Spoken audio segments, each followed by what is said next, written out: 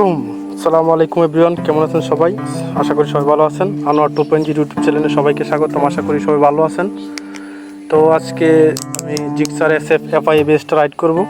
তো এটা রাইডের কমফোর্ট এবং কি কি আসে বিষয় সব কিছু আজকে আপনাদেরকে জানাবো।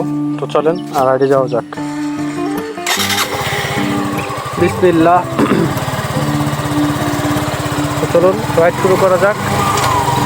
তো আজকে আমরা রাইড করতেছি জিক্সার SF FI বেসটা। তো এটা রাইডের কমফোর্ট কীরকম বা কী আসে বিষয় সব কিছু আজকে আপনাদেরকে জানাবো। তো চলেন আর রাইড করা যাক, রাইড শুরু করি। তো প্রথমত এই বাইকটার আমার কাছে সবচেয়ে ভালো লাগছে এই দিকটা, এটার লুক এবং এটার মোটামুটি আপনার লুকসটা ভালো আছে একের করাকর। আর দ্বিতীয়ত হচ্ছে এটার রিসেল ভ্যালু, আর এটা বিক্রি করতে গেলে আপনার মোটামুটি ভালো একটা অ্যামাউন্ট পাওয়া যায়। তো এই দিকটা বিবেচনা করলে মোটামুটি এই গাড়িটা ভালোই আছে। কিন্তু এখন বর্তমানে আমার এই যে গাড়িটা, এটার সবচেয়ে খারাপ দিক হলো এই দুইটা লুকিং গ্লাস।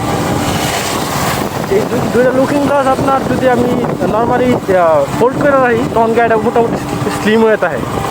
যখন আমি এটা বড় করি বা এরকম চড়াই ভিউ দেখার জন্য, তখন কী হয়, এটা মোটামুটি অনেক ওয়াইড হয়ে যায়।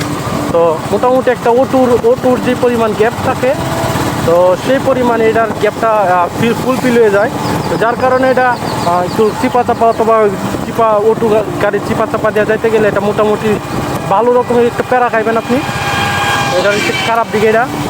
আর দ্বিতীয় খারাপ দিক হইলে এটার এখন বর্তমানে FIR যে মাইলেজটা দিতেছে খুবই করুন। মানে এই গাড়ি অনুযায়ী আমি এক্সপেক্টই করি না এই গাড়ি কেনার সময়। কোম্পানি ক্লেম করে দিয়েছিল আপনার 50 কিলোমিটার যায় পার লিটারে। এখন মোটামুটি আমি এই যে ফুল ট্যাঙ্কি করছি মাত্র 92 কিলোমিটার চালাইছি। অলমোস্ট হাফ ট্যাঙ্কি কালি হয়ে গেছে। তো এটা খুব বাজে একটা দিক। আশা করি হয়তো 5 সার্ভিস দেওয়ার পরে মাইলেজটা ঠিক হইব দ্রুতই। তো যা বলছিলাম, এই বাইকটা নিয়ে আমার অন্য কোনো কথা নেই। বাইকটা এক কথা 100।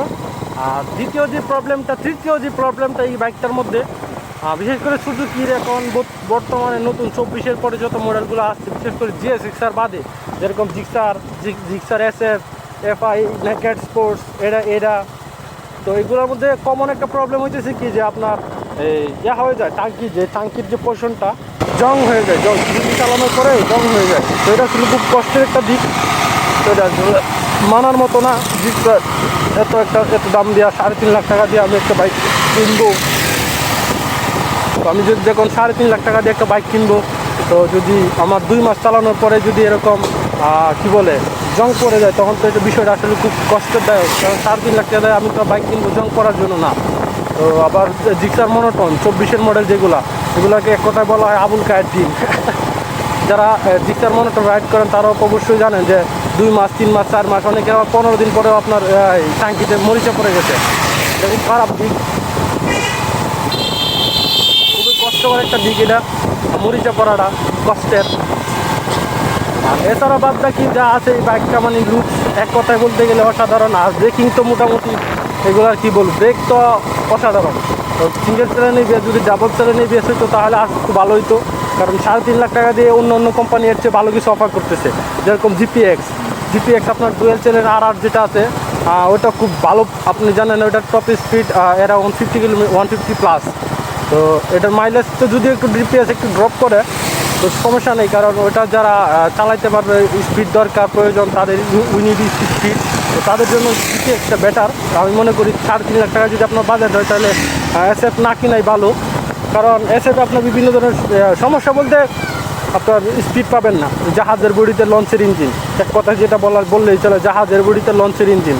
তো এটা টপ স্পিডের জন্য এটা না। আর যারা বলে যে জিক্সার আসলে কমফোর্ট, আমি মনে করি এটাতে টোটালি তেমন কোনো কমফোর্ট নাই। যারা কমফোর্টের জন্য জিক্সার SF কিনবেন বা জিক্সার কিনতে চাচ্ছেন, আমি যদিও জিক্সারটা তেমনভাবে রাইড করি নাই, তবে জিক্সার SF যারা কমফোর্টের জন্য কিনেন, আমি মনে করি এটাতে কমফোর্ট নাই। এটা মোটামুটি ভালোই লিন হইতে হয়, আপনার ব্যাক পেন হইব ভালো পরিমাণে, যা আপনার নিত্যদিনে চালানোর জন্য খুব কষ্ট করে যাইবে। এটাতে ভালো পরিমাণে ব্যাক পেন পাওয়া যায়, খুবই কষ্টদায়ক। আর দ্বিতীয় হইলো আপনার যে মিটারটা, এটা দিনের বেলা খুব ভিজিবিলিটি একদম কম থাকে। তো যার কারণে আমি দিনের বেলা একটু দেখতে অসুবিধা হয়। যেমন আমি অপোজিটে আছি সূর্যের, তো এটা দেখতে একটু অসুবিধা হইতেছে আমার। দেখা যাইতেছে না, কিন্তু রাতের বেলা মোটামুটি এগুলো এটার থেকে ডিজিটাল মিটার তো রাতের বেলা ভালো পরিমাণে এটার ভিজিবিলিটি আছে। তো আমি দাঁড়াবো ঈদগানার মাঠটার এখানে।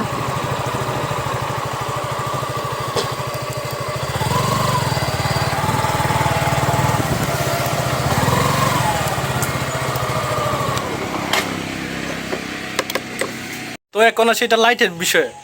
তো এটা রাত্রেবেলা আপনি যখন নর্মাল হাইওয়ে ছাড়া আপনি নর্মাল রুটে চালাবেন তখন এটা আপনার যথেষ্ট পরিমাণ আলো দিবে। যখন আপনি হাইওয়েতে চলে যাবেন তখন বাস ট্রাকের সামনে এগুলো এটা লাইট বাচ্চা, তখন আর তেরকম একটা পাওয়ারফুল এটা লাইট দিতে পারে না, প্রডিউস করতে পারে না। তখন আপনার কী করতে হবে, এক্সট্রা ফগ লাইট ইউজ করতে হবে। তো এটা তো জানেন ফগ লাইট আরও প্যারা। তো প্যারা কীরকম, এটার মামলার ভয় আছে, মামলা দিতে পুলিশের সাথে ধরা খাইলে মামলা নিশ্চিত। এটাই হলো আরেকটা সমস্যা। আর এটাতে আরেকটা বাজে দিক হচ্ছে আপনার এটাতে ইয়ার কোল্ড। 3.5 লাখ টাকার বাইকে ইয়ার কোল্ড মানা যায়, এই তাও আবার 2025 সালে এসে। তো ইয়ার কোল্ড এটা প্রচুর পরিমাণে হিট হয় ইঞ্জিন, যেটা মানে আপনার বলার বাইরে। এদিক দিয়ে এই পোর্শনটা আপনার একদম হিট হয়ে থাকে, এদিক দিয়ে মানে গরম বাতাস আসে। আর হচ্ছে আপনার এই আপনার পায়ে প্রচুর পরিমাণ হিট অনুভব করবেন। তো এটা হচ্ছে আরেকটা খারাপ দিক। আর এই বাইকের ভালো দিক বলতে গেলে আপনার বাইকের সারাদিন শেষ হয়ে যাবে, তারপরে এই বাইকের ভালো দিক আপনার বইলা শেষ করতে পারবো না। ফার্স্টে এটার লুক অনেক ভালো, আর এখন আপাতত আমার মাইলেজটা খুব বাজে দিতেছে। তো কিছুদিন যাক, তারপরে এটার মাইলেজ এত পরিমাণে ভালো হবে যে আমি আপনাদেরকে বলে বোঝানোর মতো না। খুব ভালো একটা মাইলেজ দিবে, তখন আপনার 50+ দিবে মাইলেজ। তো সে প্রথম সার্ভিসটা দেওয়ার পরে দেখা যাক মাইলেজের কী অবস্থা হয়।